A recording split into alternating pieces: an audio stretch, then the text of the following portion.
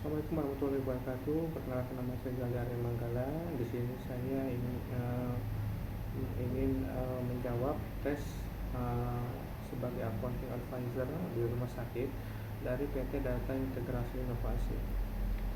Untuk pertanyaannya, yang pertama langsung saja. Pemahaman unit cost. Sebuah unit radiologi memiliki total biaya langsung 300 juta dan biaya tidak langsung 100 juta dalam satu bulan. Terdapat 5 tindakan selama bulan tersebut. Pertanyaannya, yang pertama, berapa unit cost per tindakan, dan yang kedua, sebutkan komponen biaya langsung dan biaya tidak langsung yang biasa dihitung dalam unit cost rumah sakit. Untuk total biaya, misalnya biaya langsung 300 juta dan biaya tidak langsungnya 100 juta, itu bisa kita kalkulasikan. Total biaya 300 juta itu ditambah 100 juta, yaitu hasilnya akan 400 juta. Terus yang kedua, unit cost per tindakan. Misalnya total biaya 400 juta dan jumlah tindakannya yaitu 500, maka akan didapatkan unit cost per tindakan 400 juta dibagi 500, maka hasilnya adalah 800.000. Jadi biaya per tindakan pada unit radiologi tersebut adalah 800.000. Biaya langsung meliputi biaya habis pakai radiologi, film, kontras, dan lain-lain, gaji petugas radiologi, dan biaya operasional alat radiologi. Biaya tidak langsung meliputi biaya overhead seperti listrik, air, penyusutan alat, dan biaya administrasi, gaji staf administrasi, ATK, dan biaya pemeliharaan, perbaikan alat, dan lain-lain. Kemudian untuk pertanyaan nomor 2, konsolidasi COA multi perusahaan, 3 perusahaan, misalnya PT A, PT B, dan PT C, memiliki struktur COA yang berbeda. Pertanyaannya, yang pertama, bagaimana Anda menyusun laporan konsolidasi keuangan? Terus yang kedua, berikan contoh bagaimana akun pendapatan rawat jalan bisa disamakan dari ketiga perusahaan. Jawabannya, konsolidasi laporan keuangan multi perusahaan seperti chart of account yang berbeda memang membutuhkan penanganan khusus. Laporan konsolidasi keuangan, misalkan perusahaan A memiliki akun pendapatan penjualan dengan kode 42.100, sementara perusahaan B memiliki akun pendapatan penjualan dengan kode 6.000. Dalam COA Group, kita bisa membuat akun pendapatan penjualan dengan kode baru misalnya 1.100 dan memetakan akun-akun tersebut terkait perusahaan A dan B ke kode baru tersebut. Selain itu juga perusahaan A menjual barang ke perusahaan B, transaksi tersebut perlu dieliminasi saat konsolidasi. Dengan mengikuti langkah-langkah ini, Anda dapat melakukan konsolidasi laporan keuangan multi perusahaan dengan COA yang berbeda secara akurat.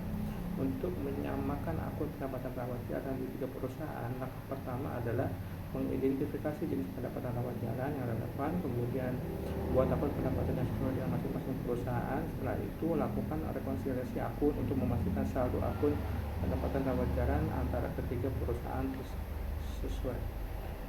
sesuai. Terus yang ketiga, menyusun anggaran berdasarkan unit cost. Sebuah layanan laboratorium memiliki unit cost sebesar 150.000 dan target 10.000 tindakan per tahun. Pertanyaannya, hitunglah proyeksi anggaran pendapatan layanan tersebut. Apa saja asumsi yang perlu diperhatikan dalam menyusun anggaran berbasis unit cost? Untuk menghitung proyeksi anggaran pendapatan layanan laboratorium, perhitungannya adalah unit cost 150.000, targetnya 10.000 layanan per tahun. Proyeksi pendapatan unit cost dikali target 50.000 dikali 10.000 adalah 1.500.000.000 per tahun. Dalam menyusun anggaran unit cost, ada beberapa asumsi yang perlu diperhatikan antara anggaran yang dibuat akurat dan relevan. Asumsi-asumsi tersebut, yang pertama, tingkat aktivitas yang diproyeksikan. Yang kedua, biaya tetap, sewa gedung atau gaji karyawan, dan biaya variabel biaya bahan baku. Yang ketiga, standar biaya, dan yang keempat adalah efisiensi operasional. Pertanyaan yang keempat, menangani data anomali dalam laporan unit cost ditemukan biaya minus pada BHP, farmasi, dan kelebihan biaya 300% para tenaga medis. Pertanyaannya, apa langkah-langkah yang Anda ambil untuk menelusuri dan memperbaiki masalah ini? Untuk mengatasi anomali laporan unit cost di rumah sakit, diperlukan analisis mendalam untuk mengidentifikasi penyebab perbedaan antara biaya aktual dan klaim, serta untuk meningkatkan efisiensi tanpa mengorbankan mutu pelayanan dan keselamatan pasien. Langkah yang dapat diambil meliputi pembentukan tim audit internal, penetapan sistem perhitungan biaya yang tepat seperti activity-based costing, evaluasi dan perbaikan proses, serta peningkatan pemahaman dan pelatihan staf terkait unit cost. Langkah untuk mengatasi anomali, yang pertama adalah audit internal, yang kedua penetapan activity based costing, yang ketiga adalah evaluasi dan perbaikan proses, yang keempat adalah peningkatan dan pemahaman staf, yang kelima pengembangan sistem, yang keenam monitoring dan mitigasi risiko, yang ketujuh adalah penggunaan teknologi. Kemudian untuk pertanyaan nomor 5, alur bisnis akuntansi rumah sakit, jelaskan secara singkat alur bisnis dari pelayanan pasien hingga pencatatan jurnal di SIMRS. Pertanyaannya, apa saja tantangan saat mengimplementasi sistem akuntansi rumah sakit? Alur bisnis dalam pelayanan pasien hingga pencatatan jurnal di SIMRS. Yang pertama adalah pendaftaran pasien, kemudian pelayanan medis, yang ketiga tindakan dan perawatan, kemudian yang keempat pelayanan penunjang, kemudian yang kelima farmasi, yang keenam adalah penagihan dan pembayaran, yang ketujuh adalah pencatatan jurnal. Implementasi sistem akuntansi rumah sakit SIRS menghadapi berbagai tantangan, termasuk masalah biaya, integrasi dengan sistem yang sudah ada, keamanan data, dan kesiapan SDM. Yang pertama, biaya implementasi dan pemeliharaan yang tinggi. Yang kedua, integrasi dengan sistem yang sudah ada. Yang ketiga adalah keamanan data dan privasi pasien. Yang keempat, kesiapan SDM. Yang kelima, perubahan regulasi dan kebijakan. Yang keenam, kompleksitas data dan proses bisnis.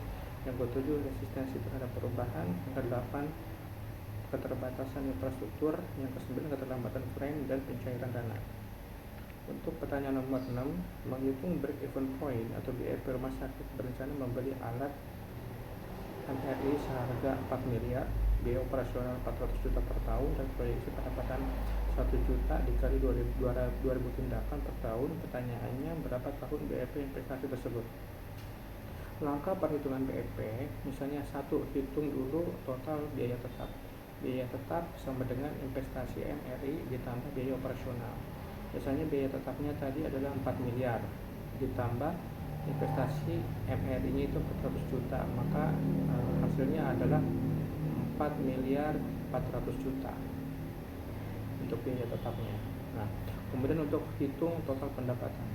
Total pendapatan adalah pendapatan per tindakan dibagi jumlah tindakan. Misalnya total pendapatan sama dengan 1 juta dibagi 2000, maka hasilnya adalah 2 miliar. Yang ketiga, hitung pendapatan per tahun. Asumsikan pendapatan per tahun sama dengan total pendapatan 2 miliar karena tidak ada informasi biaya variabel lain selain biaya operasional. Yang keempat, hitung tahun BEP. BEP per tahun sama dengan total biaya tetap dibagi pendapatan per tahun. Misalnya BEP per tahunnya adalah 4,4 miliar dibagi 2 miliar, maka akan didapat 2 tahun 2 bulan. Kesimpulan, jadi BEP untuk proyek MRI adalah sekitar 2 tahun dan 2 bulan agar pendapatan dari tindakan MRI bisa menutupi biaya investasi dan biaya operasional. Yang ketujuh, menyusun renstra keuangan unit hemodialisa baru dibuka. Anda diminta membuat renstra keuangan 5 tahun. Pertanyaannya, langkah apa saja yang akan Anda lakukan? Yang kedua, faktor apa saja yang perlu diperhatikan? Untuk menyusun rencana strategis atau renstra unit hemodialisa yang baru dibuka, rumah sakit perlu melakukan beberapa langkah penting. Pertama, identifikasi visi, misi, dan tujuan unit hemodialisa. Kemudian lakukan analisis situasi internal dan eksternal, termasuk analisis SWOT. SWOT itu analisis yang biasa dipelajari di manajemen. Kalau saya ini lulusan magister manajemen. S-nya itu adalah strength, W-nya itu adalah weakness, O-nya itu adalah opportunity, dan T-nya itu adalah threat. Selanjutnya, susun strategi kebijakan program dan kegiatan yang akan dilaksanakan untuk mencapai tujuan yang telah ditetapkan. Terakhir, lakukan evaluasi dan pemantauan secara berkala terhadap pelaksanaan renstra. Misalnya contoh penerapannya, visinya adalah menjadi unit hemodialisa terkemuka dalam memberikan pelayanan berkualitas di wilayah. Kemudian misinya memberikan pelayanan hemodialisa yang komprehensif, aman, dan bermutu tinggi kepada pasien dengan penyakit ginjal kronis, serta berperan aktif dalam edukasi dan pencegahan penyakit ginjal. Yang tujuannya meningkatkan jumlah pasien yang dilayani, menurunkan angka komplikasi selama hemodialisa, dan meningkatkan kepuasan pasien.